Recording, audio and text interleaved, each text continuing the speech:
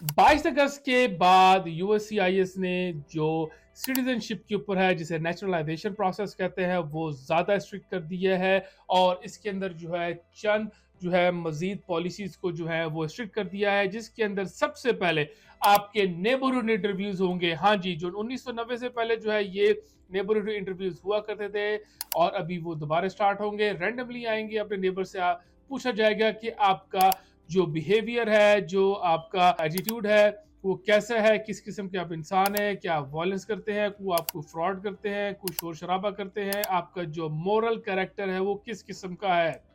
Secondly, वो आपकी work place में भी जा सकते हैं, वहां से भी पता कर सकते हैं।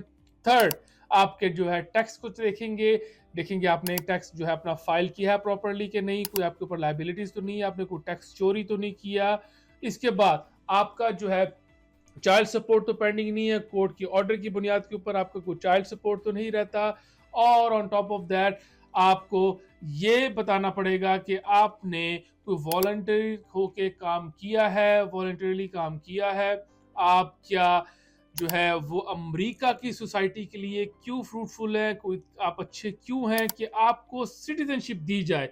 एंड सबसे एंड में आपको एक ऐसे लिखना पड़ेगा कि आपको सिटीजनशिप अमेरिका की क्यों दी जाए।